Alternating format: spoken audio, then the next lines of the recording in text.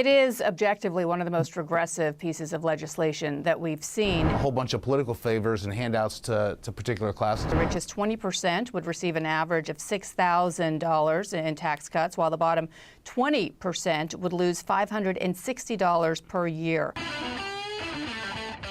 I want to hop into the CNN panel that had two economists on, one from the left end of the political spectrum and one who was a staunch conservative, who both agree that Trump's tax bill is an absolute disaster for everyday Americans. So leave us a like on the video if you can. It helps us out a ton. It gives us a big boost in the algorithm. And let's see what context we can add to the content. As if we were to take the CBO's projections of $3.3 trillion adding to the deficit over a 10-year period of time, do you believe what the administration is saying, that the economic stimulus from the tax cuts would offset this burden to the deficit? Or are we at risk for long-term fiscal instability, as many of its vocal opponents argue? Well, I certainly think it's closer to the latter. We're already in a dangerous fiscal position. This makes it worse. I look at this bill and I don't see much in the way of stimulus and pro-growth policy. There are some business investment provisions for expensing equipment investment, research and development costs, and some structures, but that's about it.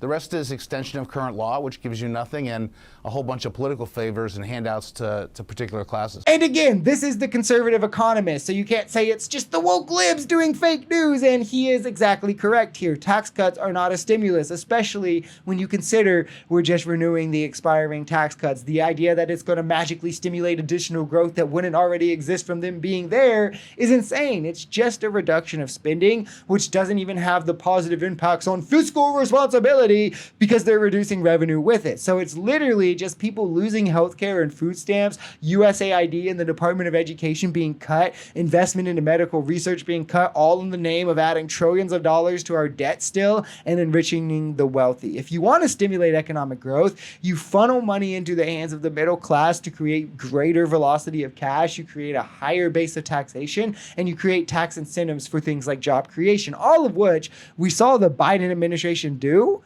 and none of which is being currently put forth by Trump. It is objectively one of the most regressive pieces of legislation that we've seen. And Doug, the Yale Budget Lab estimates that the richest 20% would receive an average of $6,000 in tax cuts, while the bottom 20% would lose $560 per year under this bill. Is there any economic rationale for why it is broken up this way? And what are you hearing from Republicans who are concerned about this very issue?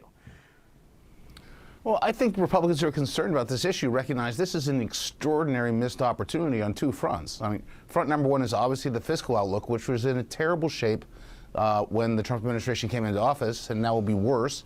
This is going to have negative implications for every American and puts us at risk.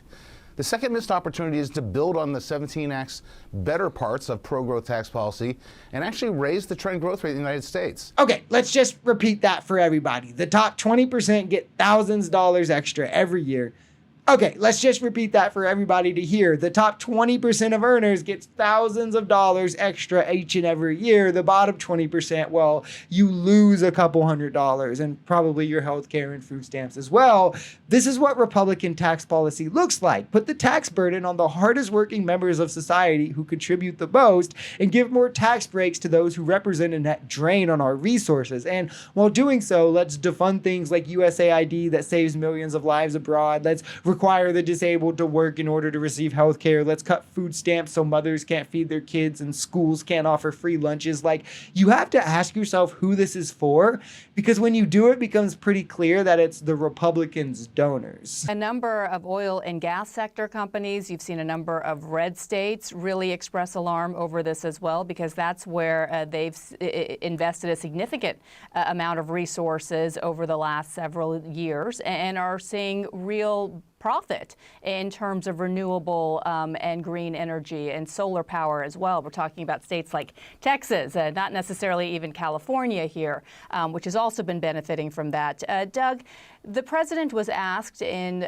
Florida just moments ago about what has always been viewed as the holy grail, and that is entitlement programs really taking a beating here. Medicaid specifically, as the CBO estimated that over 10 million people could lose their health care, some 8 million people losing Medicaid alone. The president said, no, it'll be much lower than that because according to the president and his advisors, the focus here is just cutting back on waste, fraud, and abuse. And it's funny because MAGA will tell you things like, well, Rachel Maddow said that the COVID vaccine will cure all of COVID, and instead it just lowered transmissibility. So now we can't trust all of mainstream media. But then there's this, and they'll be like, yeah, let's take Mr. Trump's word for it. Despite him lying about Doge cutting $2 trillion, lying about not being able to return Abrego Garcia, lying about having 90 trade deals ready to release in 90 days, lying over 30,000 times his first time in office, quite literally lying every step of the way this time in office and getting caught doing so. There